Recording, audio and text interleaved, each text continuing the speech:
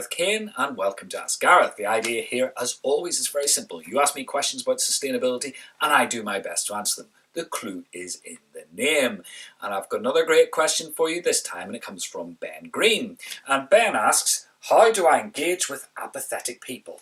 Well, Ben, that is a problem I'm sure many viewers here will have problems with. No matter what you do, no matter what arguments you try and make, no matter what methods you use to communicate sustainability, some people just seem to ignore it and walk on by. It is a massive challenge.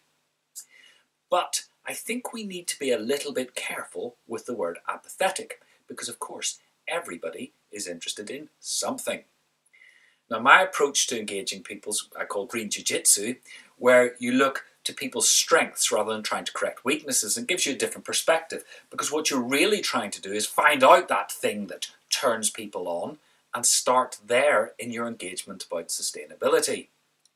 So, for example, probably my most popular example, my most successful in practice, is if you're dealing with engineers, instead of trying to give them a guilt trip about the polar bear or anything like that, you present sustainability as a big engineering challenge and get them to come up with engineering solutions. 9 times out of 10, engineers will roll up their sleeves and get stuck in, and they will no longer be apathetic. Now, green jiu-jitsu is all about horses for courses, designing everything you do around your audience, but I'm going to give you 3 additional ideas to try and engage people who may on the face of it be apathetic about sustainability. The first one is to involve them. Now, I often get requests saying, will you come in to our place of work and give a lunchtime lecture on sustainability because we want our employees more engaged? And I always say, well, no. And they get a bit of a surprise. I said, well, nobody is going to completely change the way they work just for listening to me drone on for an hour in front of some PowerPoint slides. However, if I do a workshop where we start to explore some of those issues in more detail, and the audience actually has to come up with the solutions or ideas, way forward, or identify problems, all that stuff, then they will start to get themselves engaged. They will start to understand that this is a really interesting subject. My second point is always to use the influence filter, as I like to think of it. And that's if you are having a problem with somebody, whether they're being apathetic or actually trying to block you, the question you should ask is, do they matter in terms of the sustainability program? Because if they don't, save your energy for somebody who does.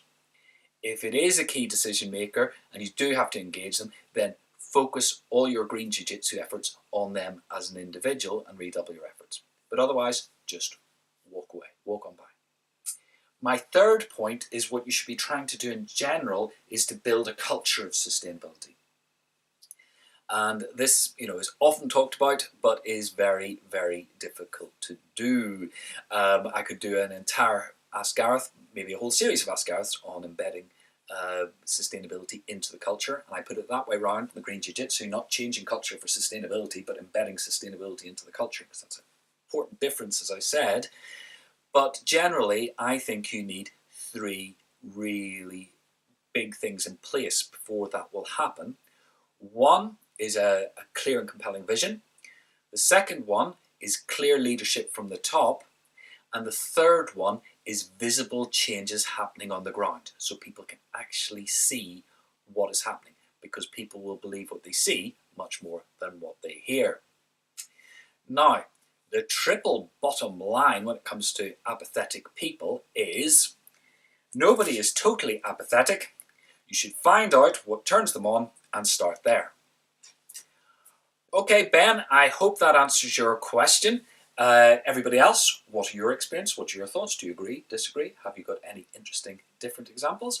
Then put them all in the comments below the video here. If you find the video useful, then please do share it with all your colleagues and anybody else who you think might be interested.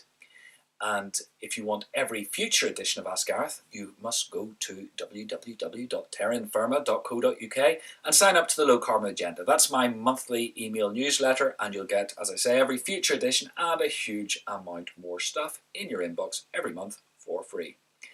And remember, whether you're making incremental improvements to the environmental performance of your organisation, or facilitating massive step changes, it all counts. You're making the world a better place and you should be proud of that. Till next time, goodbye.